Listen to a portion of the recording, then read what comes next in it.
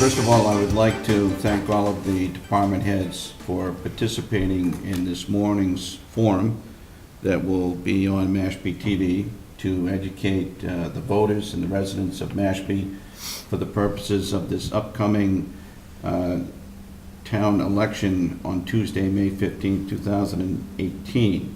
Specifically, what we want to call the attention to today is question 1, which states, and I quote, "Shall the town of Mashpee be allowed to exempt from the provisions of Proposition 2 1/2, so-called the amounts required to pay for the town's allocable share of the bond issued by the Cape Cod Regional Technical High School District in order to pay costs of designing, constructing, originally equipping, and furnishing a new district high school to be located at 351 Pleasant Lake Avenue, Harwich, including the payment of all costs incidental or related thereto."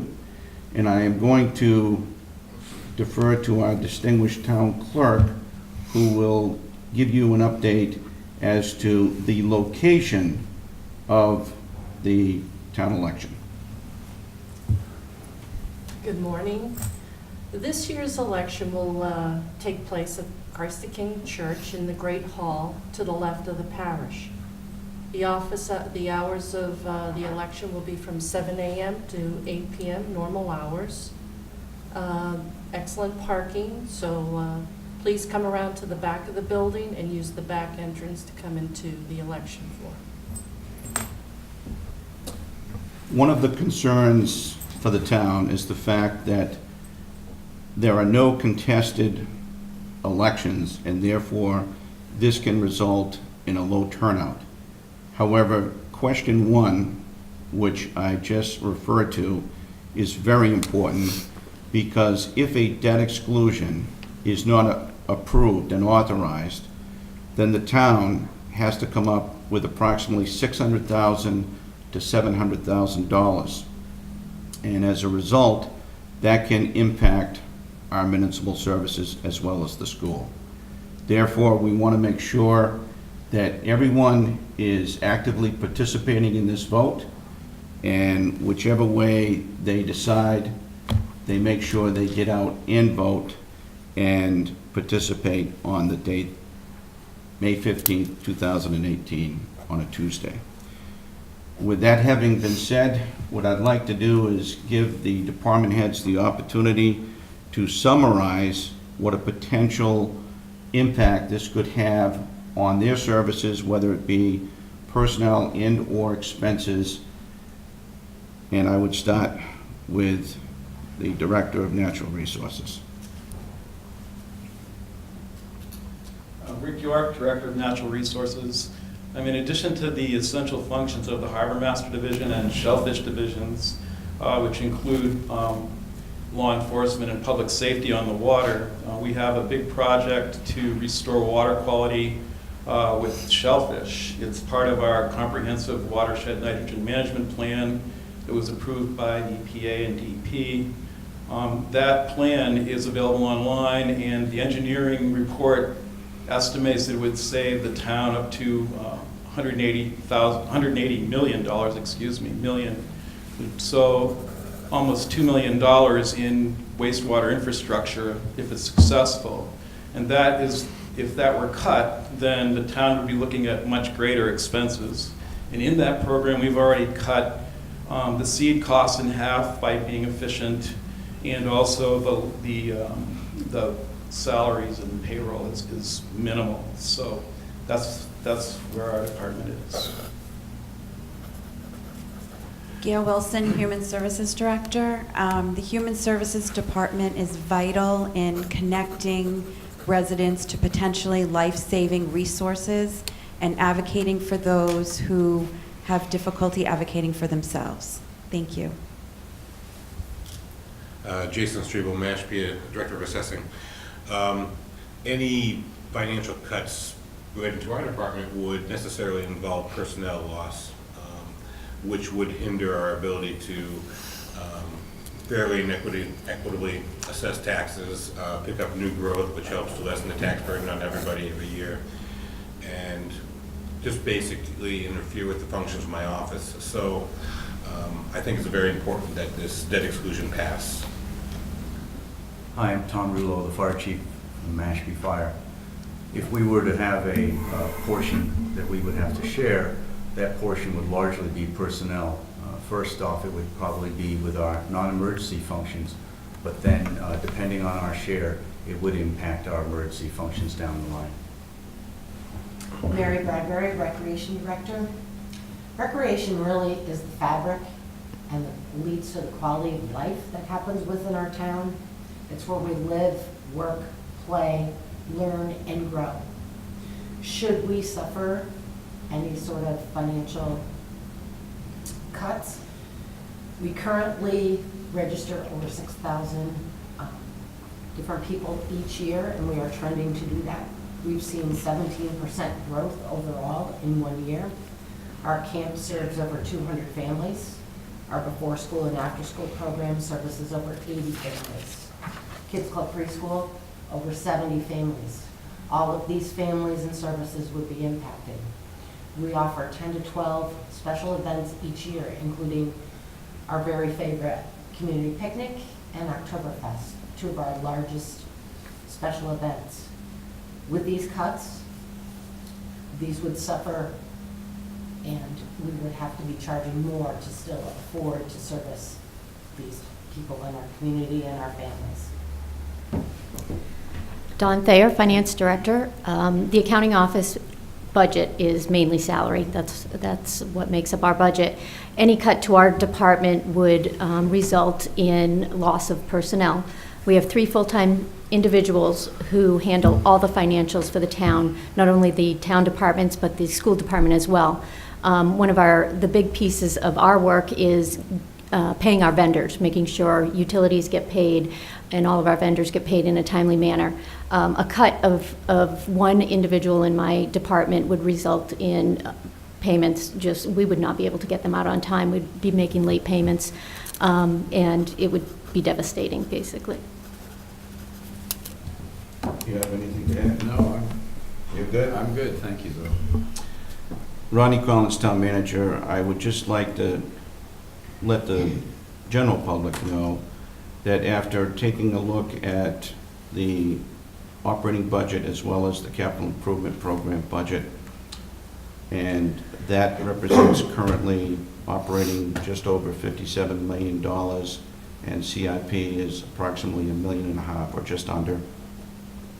I think it's fair for the taxpayer to presume that the department heads had not only submitted and advocated for a reasonable and level service budget, but they have done their level best at justifying each and every expense. And I know that my predecessor was financially responsible, as I attempt to be, but I do believe that we are at the point where any further reductions in either staff and/or substantial reductions in expenses would impact in a detrimental way our operating efficiency, and that is what I am here to caution the general public about and make sure that they understand the consequences attached thereto. And I thank all of the department heads for coming in to discuss this all-important issue so that our voters are informed. Good morning. If we were to see this article fail, the town clerk's office would probably have severe personnel cuts. We'd have to close the sticker office. I would have to let go the part-time person, which would mean everything would run out of my office, causing longer lines when you want to buy your stickers. It would be detrimental. We'd also be running elections on a smaller scale, even though everything's on a grander scale. It would be a severe problem in my office. Craig Mann, tax collector, treasurer. Tax collector's office collects over 60,000 bills, and we process them yearly. If the question 1 failed, it would affect the efficiencies that we've created. Other towns have come to see our department to see some of the effective efficiencies that we've created in there, as well as the treasurer's back-end reconciliations to maintain the integrity of the accounts. So if it did fail, the customer service would be affected, because we would probably end up cutting someone. Thank you.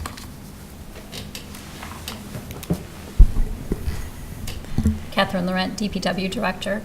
DPW is responsible for all of the town's infrastructure. That includes town buildings and schools, athletic facilities, beaches, roads, parks, etc.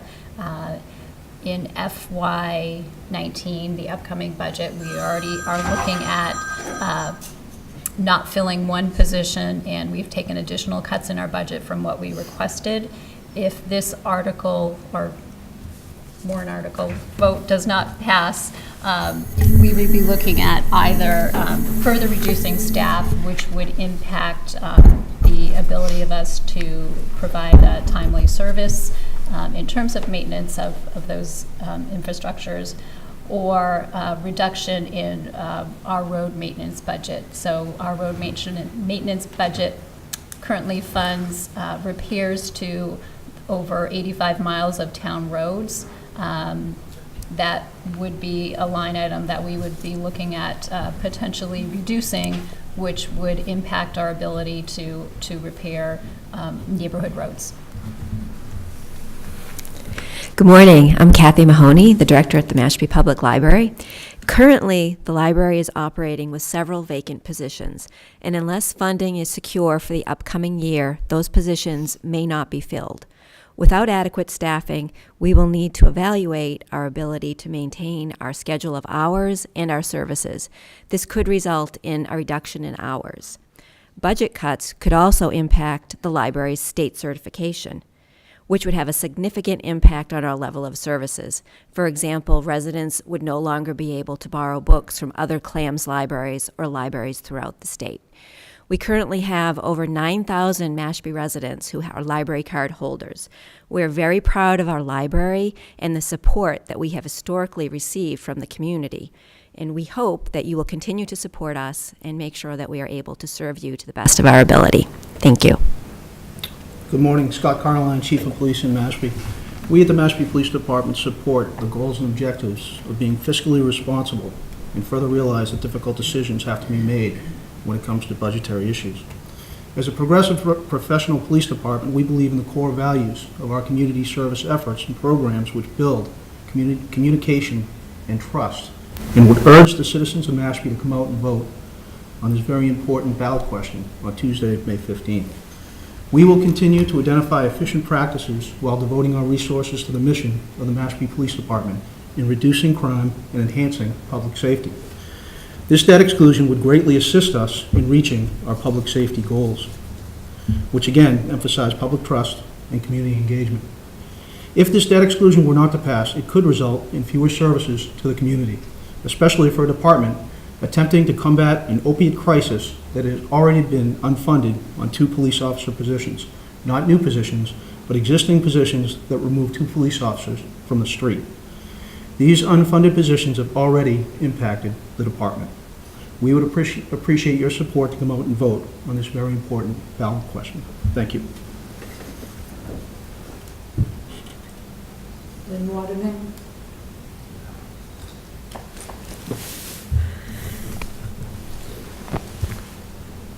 Good morning. I'm Lynn Waterman, the director of the Mashpee Senior Center. If the debt exclusion were not approved by the voters, the impact of the Council on Aging would be in personnel. And the main concern or the main potential cut could be that the vacancy position of the outreach coordinator, and that position is the main position at the senior center that provides social service assistance to Mashpee seniors and their caregivers, that might not be filled. And again, that is the position that really helps seniors remain safe and independent in the community.